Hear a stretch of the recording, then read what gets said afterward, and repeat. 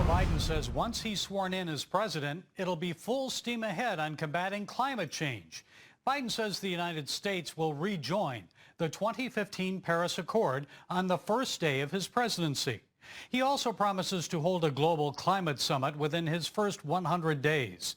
So is the Green New Deal and a global carbon tax coming to the USA, or will Biden propose something else? Well, joining us is Gregory Wrightstone. Mr. Wrightstone is a geologist and the executive director of the CO2 Coalition in Arlington, Virginia. He is best-selling author of Inconvenient Facts, the science that Al Gore doesn't want you to know. Greg, it's good to talk to you again. So last fall, NPR Marist poll found only 12% of Americans say they're concerned about climate change. Yet it appears Joe Biden and the Democrats are making it a priority. So where do you think Biden plans to take us on this issue? Well, yeah, he's going to take us someplace that's not going to be very pleasant for everybody in America. In fact, I'm in the middle of putting the final touches on a new commentary. The title is Joe Biden and His Climate Plan, Be Afraid, Be Very Afraid.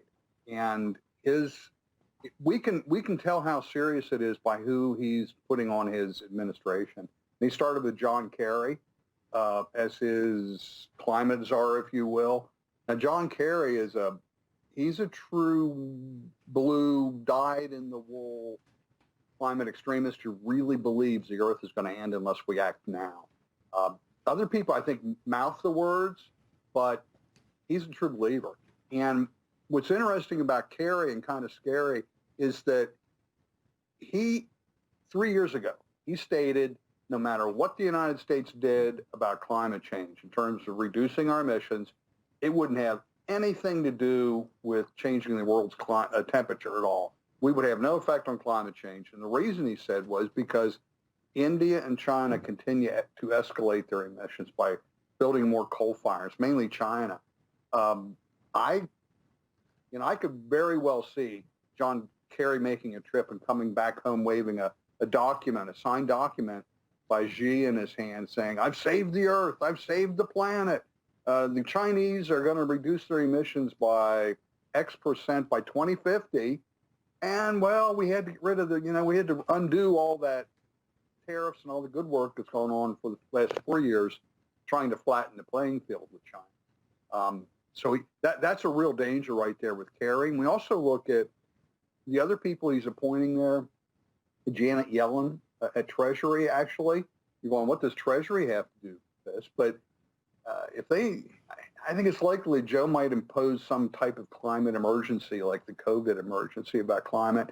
And Janet Yellen's been a huge, huge supporter of carbon taxation scheme. She calls it a free market solution to the climate change problem. I call it a solution in search of a problem. And Greg, that would be very costly to the U.S. I mean, some people are estimating as much as $90 trillion over 10 years. How could we afford that as a nation? Would that bankrupt the country?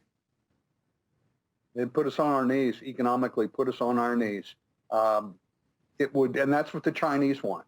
This is going right in with their scheme.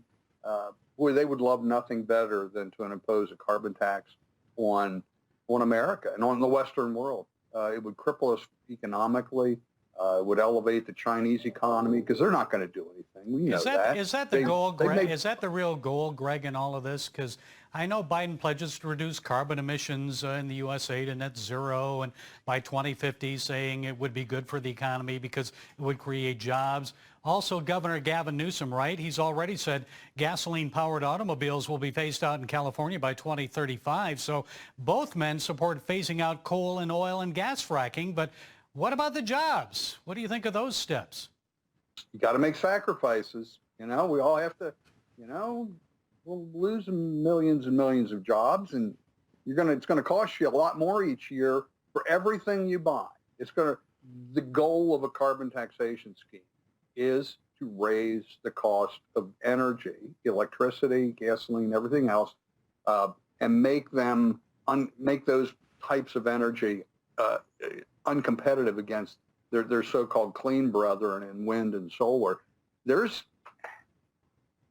a growing backlash against wind power across throughout the world. And Biden also wants the Department of Defense, the U.S. military, to lead the way on carbon reduction. What do you think of that idea? You can't make this stuff up. His 6 priorities is number 6 on the list is security of the nation for the military. For the military, that's number 6. The other climate change came in at number 4 for the military priorities.